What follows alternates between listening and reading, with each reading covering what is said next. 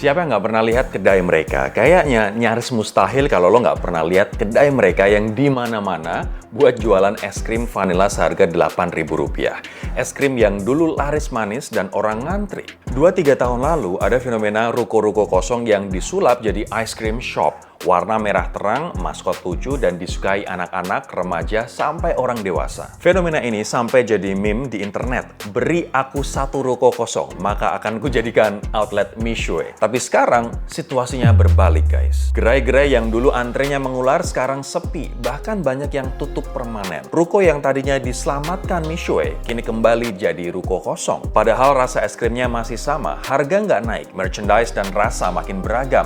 Mishue tidak semanis dulu buat para pemilik franchise-nya. Nah, pada akhirnya, Mishue jadi satu di antara banyak kasus makanan viral yang cepat naik dan cepat redup. Tapi kenapa ini bisa terjadi? Hari ini gue bakal kupas tuntas kisah tumbuh dan jatuhnya Mishue di Indonesia. Dari strategi bisnis yang bikin mereka menjamur dalam hitungan bulan, sampai kenapa model yang sama itu justru jadi bumerang. Dan yang paling penting, pelajaran bisnis apa yang bisa kita ambil dari fenomena ini. Kita bahas di Room for Improvement.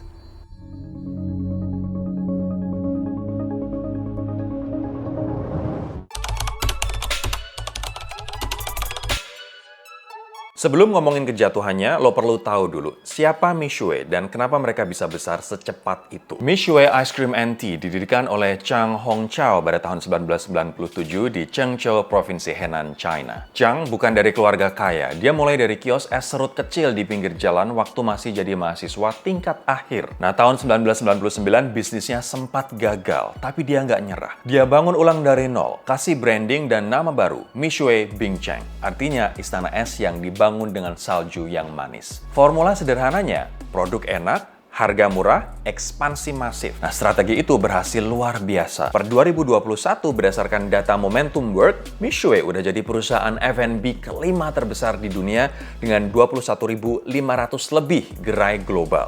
Bahkan ngalahin raksasa franchise asal Amerika Serikat kayak Burger King dan Domino's Pizza. Mishue cuman kalah dari McD, Subway, Starbucks, dan KFC. Dan di Indonesia, jadi salah satu target ekspansi mereka di momen yang paling sulit, masa pandemi COVID-19. Nah, tahun 2020, di saat ratusan bisnis F&B Indonesia gulung tikar karena lockdown dan sepi pembeli, Mishue justru berani penetrasi. Banyak ruko kosong tutup akibat pandemi COVID-19. Nah, saat banyak usaha nggak berani ekspansi dan pemilik ruko butuh pemasukan, Mishue ambil kesempatan. Ruko kosong sama dengan sewa murah. Kompetitor berkurang. Nah, momentum emas untuk masuk dan langsung ambil alih pasar. Bagi Mishue, itu bukan masalah. Justru itu peluang emas. Gerai pertama buka di Cihampelas Walk, Bandung, satu dari 2000-an unit yang kemudian buka di berbagai daerah di Indonesia.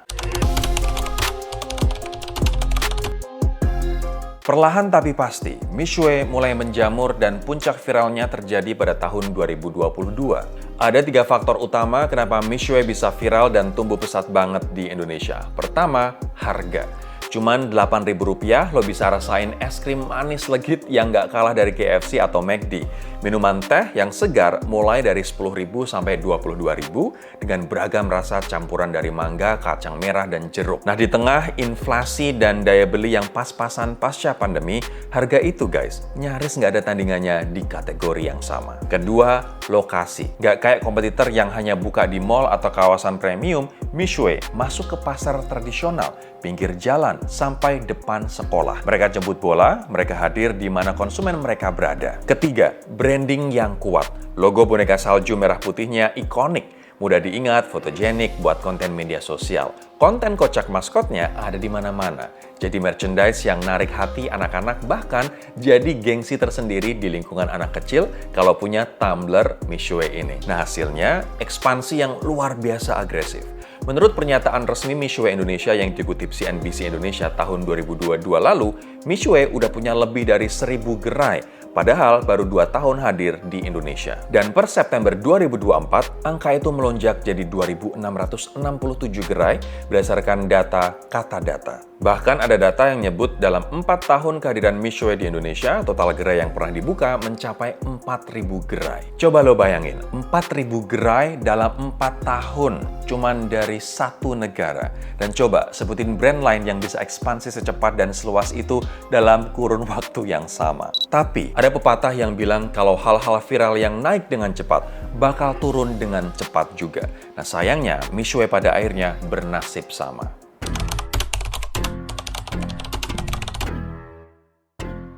Di balik angka fantastis itu, para ahli dan pengamat udah ngasih warning dari jauh-jauh hari. Ini bom waktu. Masalah pertama yang paling jelas tapi sering diabaikan, gerai terlalu berdekatan. Dalam satu kota besar bisa ada puluhan gerai Mishue yang jaraknya cuma beberapa ratus meter. Dalam kawasan yang berdekatan bisa ada 2 gerai Mishue sekaligus. Nah, menurut kebijakan resmi Mishue Indonesia, dikutip dari CNBC Indonesia, mereka nggak punya aturan baku soal radius jarak antar gerai, guys. Lokasi pembukaan ditentukan berdasarkan kondisi pasar dan permintaan, bukan jarak.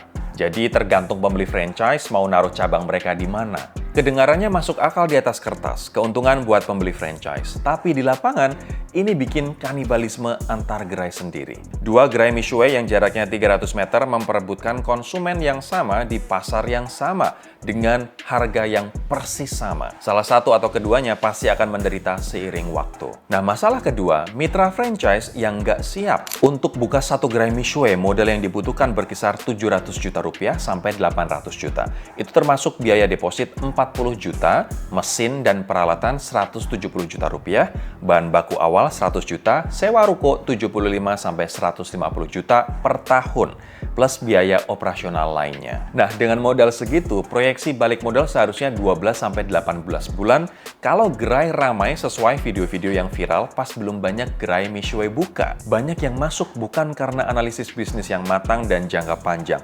Mereka masuk karena FOMO, takut ketinggalan tren, kehilangan peluang. Lihat tetangga buka Mishue lantas untung cepat, ikut-ikutan buka. Tapi pas gerai-gerai baru itu buka, mereka harus sharing market. Momentumnya bisa jadi udah lewat, nggak seviral sebelumnya. Nur Komaria, peneliti ekonomi digital dari UMKM Institute for Development of Economics and Finance atau INDEF menjelaskan, popularitas Mishue beberapa tahun lalu terjadi karena masyarakat yang masih FOMO dengan produk Mishue. Produknya beragam, murah, dan ada di lokasi-lokasi strategis. Artinya, fondasi kesuksesannya bukan karena loyalitas konsumen, tapi novelty atau kebaruan. Dan novelty itu ada masa kadaluarsanya. Lebih banyak pembeli Mishue yang sekedar pengen coba, lebih sedikit yang jadi pelanggan loyal dan repeat order tiap pekan. Masuk tahun 2024, apa yang diramalkan mulai terjadi. Akun Twitter @strategibisnis pada September 2024 menulis bahwa banyak pemilik gerai Mishue yang investasi sekitar 400 juta kini merugi, sales low, dan tidak menutupi biaya sewa dan operasional, tulis mereka. Ratusan juta rupiah modal menguap begitu saja. Di Threads, mitra franchise Mishue berbagi kabar. Banyak yang balik modal di awal, bahkan ketika udah buka 2 gerai sekalipun.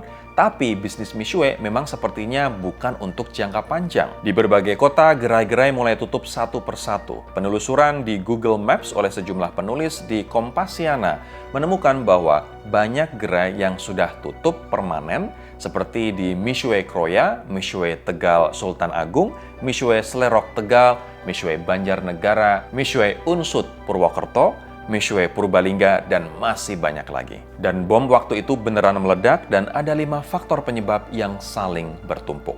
By the way, kalau ngomongin bisnis, banyak orang mikirnya cuma soal jualan dan cuan. Asal omset gede, udah pasti bisnis sukses.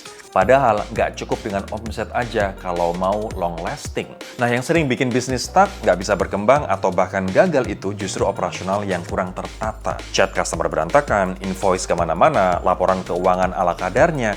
Akhirnya, kita nggak punya data yang jelas buat nentuin arah bisnis dan bisa jadi malah ketika diaudit, bisnis kita posisinya minus. Makanya buat owner bisnis harus berani mulai ngerapiin pengelolaan operasional biar lebih profesional, dan sekarang adalah waktu yang pas. Saat ini udah banyak software bisnis yang bisa bantu tanpa harus ngeluarin biaya yang besar.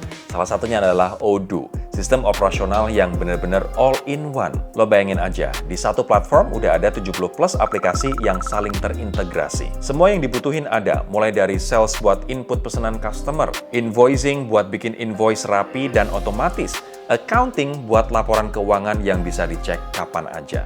Sisanya tinggal nambah sesuai kebutuhan. Ada inventory and manufacturing, sign buat tanda tangan digital, bahkan pembuatan website. Ini tanpa biaya tambahan. Dan yang paling penting, Odoo ini udah fully localized di Indonesia. Udah support hitung-hitungan pajak Indonesia, ada integrasi sama Shopee dan juga Kris. Canggih kan? Nah, buat para business owner, ini waktunya bangun sistem operasional yang lebih proper, biar waktu kalian bisa fokus di growth business, bukan di perintilan admin. Coba gratis Odoo atau bisa ngobrol dulu sama pakar Odoo buat tahu kebutuhan kalian, tinggal klik link di description box.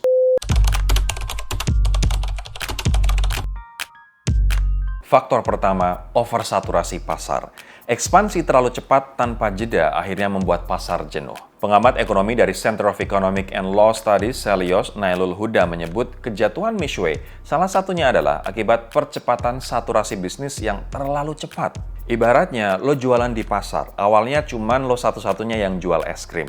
Rame banget. Lalu karena rame, lo buka 10 stand lagi di pasar yang sama. Sekarang, lo bersaing sama diri lo sendiri. Faktor 2, daya beli kelas menengah yang anjlok. Ini faktor eksternal yang sering dilupakan, tapi sangat krusial. Berdasarkan data BPS, jumlah penduduk kelas menengah Indonesia turun dari 57,33 juta orang di 2019 jadi 47,85 juta orang di 2024. Artinya dalam 5 tahun ada 9,48 juta orang yang keluar dari kategori kelas menengah. Target utama Mishway adalah kelas menengah bawah. Nah, ketika basis konsumen itu menyusut hampir 10 juta orang, dampaknya langsung terasa ke penjualan. Faktor ketiga, produk yang terlalu mudah ditiru.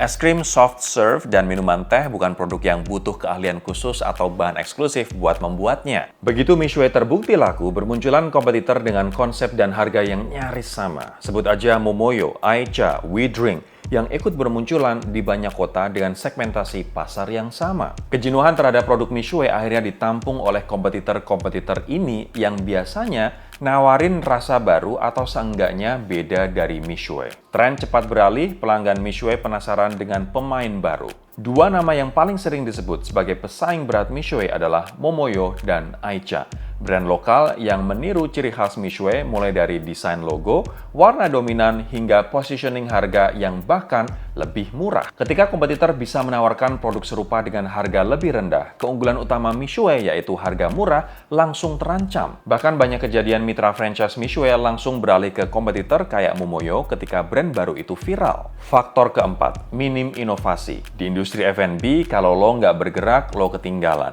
Tren bergerak dengan cepat, selera konsumen berubah.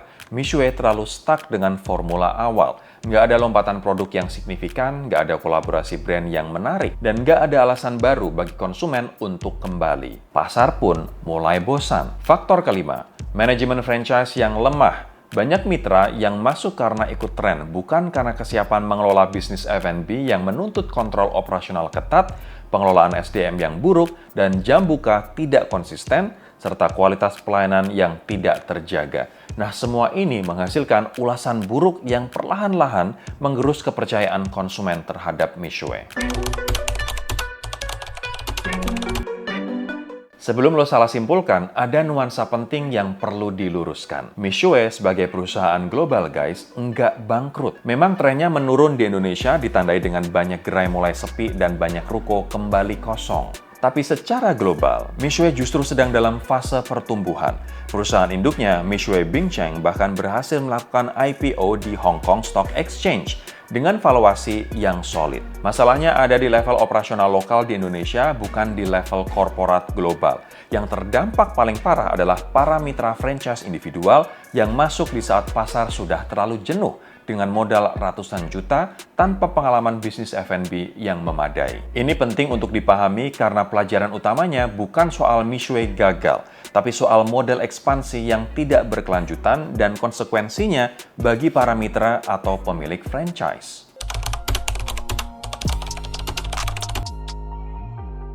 Popularitas yang dibangun di atas FOMO adalah fondasi yang rapuh. Nah, ketika tren berganti, konsumen yang datang karena penasaran akan pergi ke tempat lain yang sedang viral berikutnya. Bisnis yang berkelanjutan butuh loyalitas, bukan sekedar keramaian sesaat. Growth itu tujuan bisnis yang sehat, tapi ekspansi tanpa kontrol kualitas dan tanpa mempertimbangkan saturasi pasar adalah bunuh diri secara perlahan. Ketika lo membuka terlalu banyak outlet di wilayah yang sama, lo nggak sedang mengembangkan bisnis, guys. Lo cuman memecah konsumen yang ada. Kalau produk kita mudah direplikasi, kita harus punya keunggulan lain yang sulit disalin. Loyalitas brand yang sangat kuat, inovasi produk yang konsisten, atau pengalaman pelanggan yang eksepsional yang nggak bisa mereka temuin di tempat lain. Nah, tanpa itu, lo hanya selangkah lagi tersalip kompetitor dengan harga lebih murah. Ini berlaku untuk siapapun yang lagi mempertimbangkan buka franchise atau investasi bisnis apapun. Tren hari ini belum tentu tren besok. Sebelum tanda tangan kontrak dan transfer ratusan juta rupiah, lakukan riset mendalam. Apakah permintaan di lokasi ini nyata atau sekedar efek viral yang akan pudar? Karena viral basisnya adalah dunia maya di media sosial. Beda banget gamenya sama apa yang ada di lapangan. Penurunan daya beli bukan cuma angka statistik di laporan BPS. Itu nyata dan langsung mempengaruhi siapa yang masih bisa beli es krim Rp8.000 setiap minggu dan siapa yang harus pilih antara es krim atau ongkos pulang.